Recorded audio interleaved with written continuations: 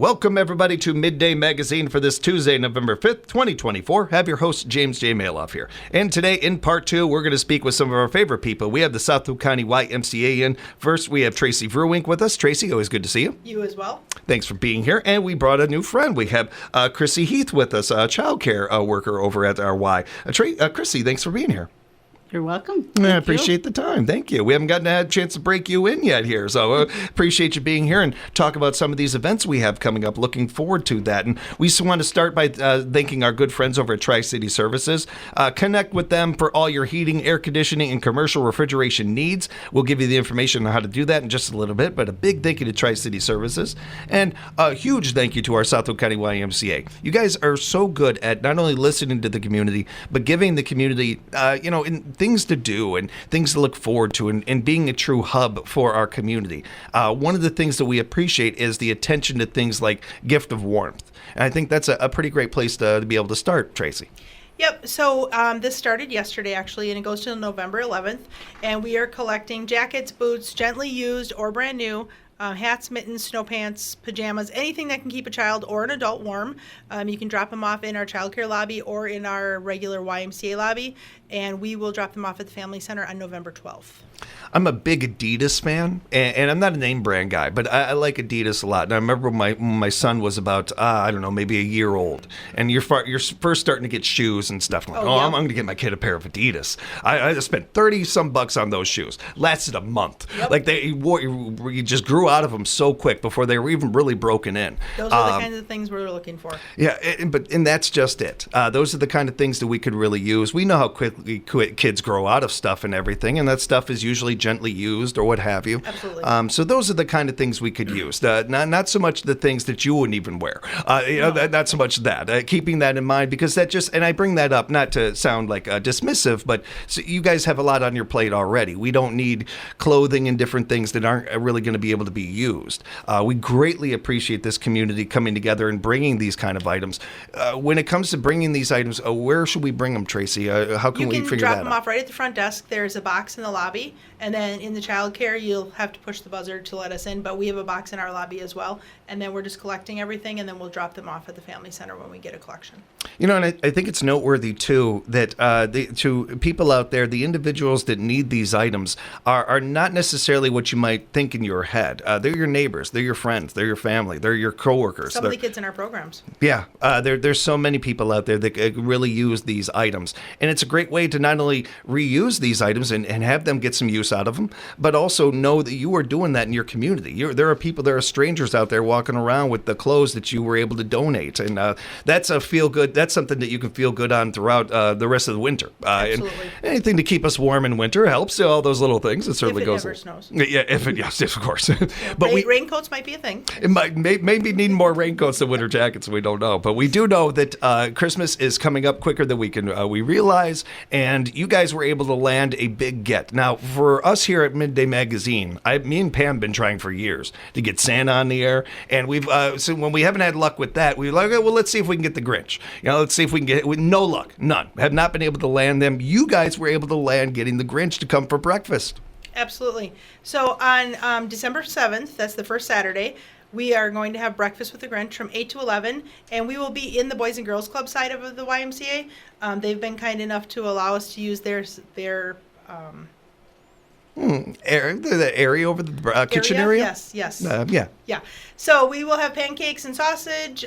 We will have games. We'll have crafts. We can write letters to Santa, and we will drop them off, and hope you'll get a response from Santa and, make some of your dreams come true. Mm-hmm. The registration is online at swcymca.org, or you can call the front desk and register. The deadline for that is November 30th.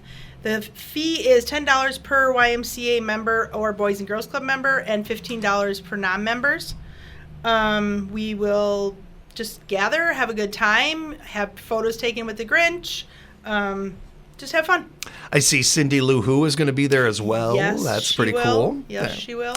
And these are not only it's fun, the pictures part and everything, especially for the parents and kids. As you get older, these pictures will just really stand out even more and more. Oh, absolutely. They, for a lot of reasons. All of them good, and it's a good experience and a fun one. And there's cookie decorating going on too. It looks like that's fun. Yes, that's a you cool can decorate idea. your own cookie with 5 pounds of frosting if you want. Exactly. This is exactly what I would do. Myself too.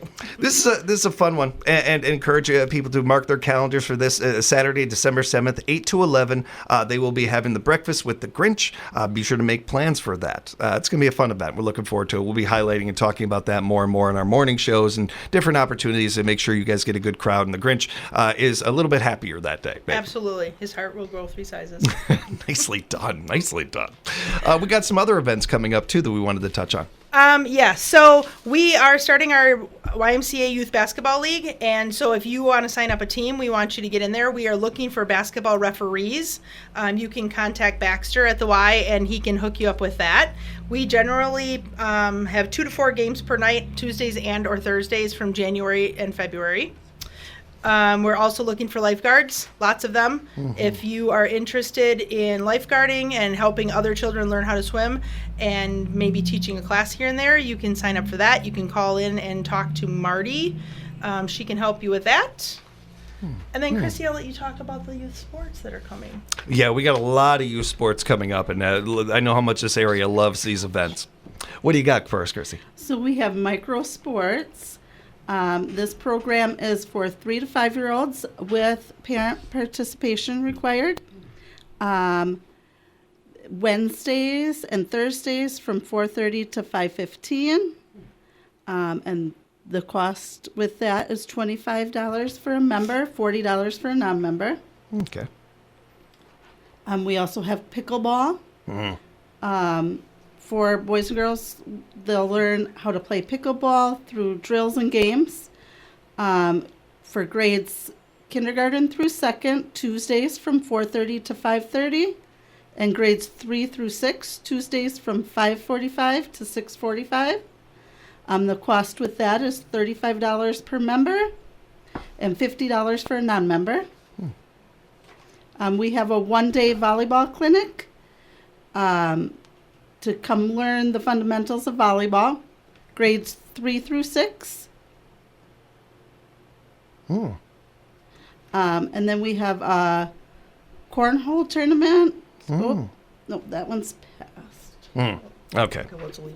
Still a lot of different things going on in the area, a lot of sports going on, and looking forward to all of these. Not only do they give us an opportunity, the kids opportunity to get out, and especially in the winter when there's just so few opportunities to get out and doing things, it gives them something to look forward to. Certainly is something, too, for adults out there, because we always could use good people for these and volunteers for these events to be able to put these on. And when it comes to those types of volunteers, Tracy, Crissy, from what I've learned and understood over the years, we're not looking necessarily for experts, people that know every single thing about the sport. You don't have to be a vet in this stuff. No, it's helpful to know things, certainly. It might be good to know how to actually play basketball. Might not be a bad idea. But you don't have to necessarily be Michael Jordan. You don't have to be somebody that knows the game inside and out. Really, if you are willing, if you're wanting to work with kids, if you're wanting to do this kind of work, I mean, I would say that's even more important than knowing the rules. Absolutely. And that's stuff that you can learn. We're always looking for coaches if you want to coach your own child in any of the sports, or you want to coach your own child in basketball. They're always looking for coaches. We're looking for the refs. Like I said, lifeguards, swim instructors, those kinds of things. It's a good idea to like water if you want to be a lifeguard, and to know how to swim yourself. But we will teach you that if you need to learn prior to the lifeguarding. And that's just it. Really, with whatever we're talking about with our why today, it comes down to that. They will work with you, whatever it is that we're working with. If you are looking to volunteer and you only have so many hours or so many, your flexibility isn't what it is. Maybe we'll find an area for you to be able to, a time frame that'll work with that. Coaching is the same type of thing. And certainly to the community as a whole, you guys knowing that the Y is open for you. The Y has so many different things available for you to be able to take in. I really feel like I feel very confident in saying, anybody out there listening, there is something for you at the Y. whatever it is that you're into, whatever you like, whatever age you are. There is something there for you, and I encourage you to reach out to the Y and find out more. swcymca.org. Be sure to bookmark that webpage and follow them on social media. We'll have more of that a little bit later. One of the other things I wanted to talk with you guys about, and we're speaking with Tracy and Crissy from the Southwold County YMCA. One thing in particular I wanted to make sure to mention that I always try to with our Y, and we're always encouraging more and more members. And there are people out there in our community that want to be a member but worry about price, worry about if they can afford it and some of those things. And I cannot encourage you enough to reach out to the Y and find out.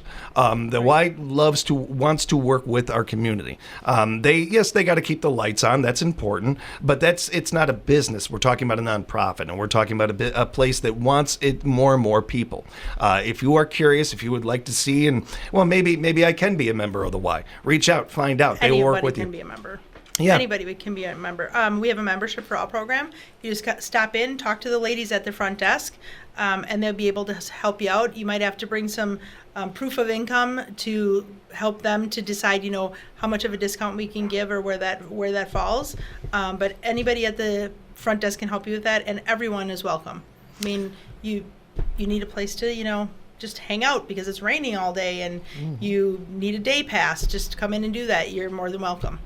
And that's a great idea, too, if you're looking to just check things out. You haven't been to the Y before and you want to see what this is all about. What are they always talking about here and everything? You go and check it out yourself and see with that day pass.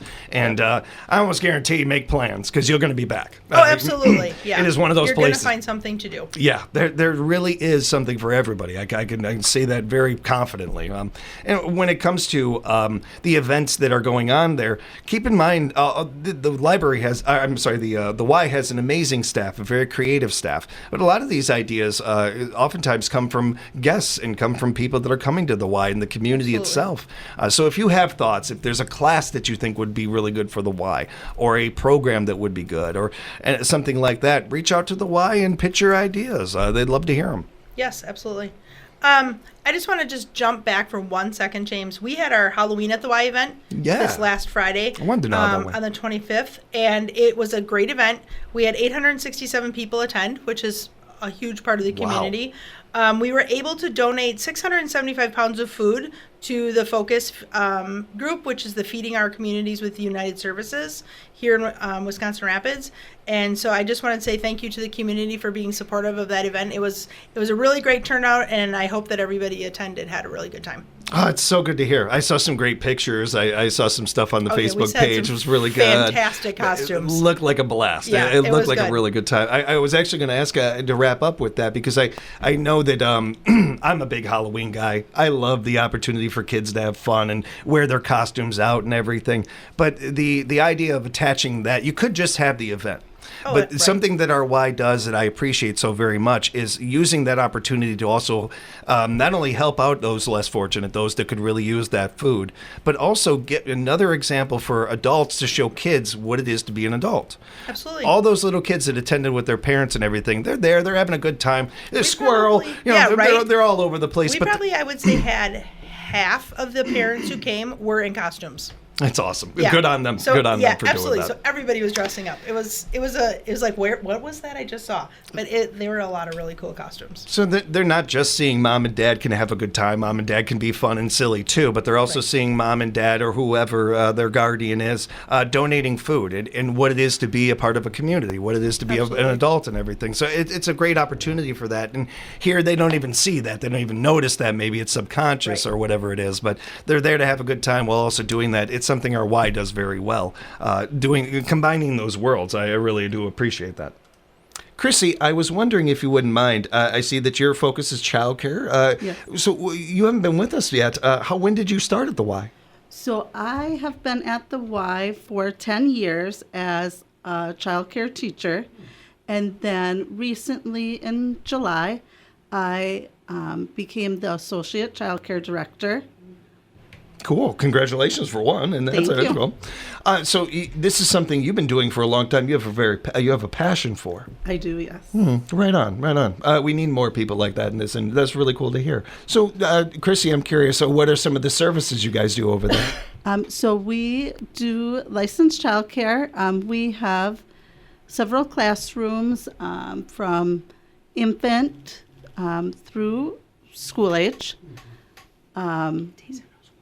We offer days of no school. So when school is not in session, we offer days of no school care for those school agers. That goes a long way in this community. We all, I don't have to get into childcare in this area and in the state, and people know how much that, and we need more and more of that. That's a huge asset to our community. Thank you.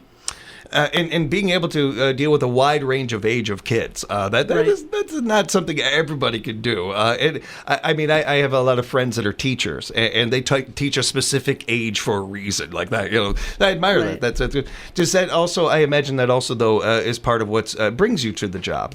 Just the different ages and the different things that come up. There are no repeats in your world. Right. Every day is a little bit different, I imagine. When it comes to those services, those things that you're doing when the kids are there, I imagine coming up with a lot of different projects, some of that's an everyday thing, I'm sure. Right. We do a lot of outside time. We do story time. We do lots of activities with them, arts and crafts, different games, keeping them busy. Giving them with so much to do at the Y too, I would imagine some of that is focusing them. Like it's not so much they're going to have things to do; they're going to keep busy. But it's hard for me to focus when I'm there sometimes. I can imagine for them. So that's got to be a key part of this too, I bet. Yes. The time change always makes things fun. Oh God, yeah, I can only imagine. I didn't even think of that. Oh gosh, yeah, I bet. Everybody's mad yesterday and today. Everybody's just mad. Where is that hour? Where is that? Oh, I got all. Exactly. We were talking about this too. For kids, it's got to be because so many of them, especially young kids, are just trying to figure out what time is. Let alone you tell, wait a minute, I lost an hour. I just figured out what an hour is. Why isn't my lunch here? I'm ready for a nap. Yeah. That's Absolutely. great. Crissy, thank you very much for that. I appreciate hearing some of that and everything. And certainly we will give people your information before we wrap up and how they can reach out to you. And Tracy, as we're wrapping up here, one thing that I did want to note as well about the Y is it is a great resource for all these different things and so many things we didn't even have time to talk about. Absolutely. I really cannot stress how much there is something for everybody there. There's also, it's a great hub, whether, in certain times of the year, renting Camp Alexander out is something that you can do. Yep. And I've been hearing more and more, it is becoming a hub for our birthday parties. Yes. You can have your birthday party at the Y. Yep, we do. So we have. Is there an Adventure age Center limit on that? Real quick. Is there? No, you can have your birthday party there, James. It'll be Thank fine. you, Tracy. You're Thank you for that. Thank you. No, I'm sorry, I didn't mean to There interrupt. is no age limit. You can have one if you're 1 or 100, whatever you want to do.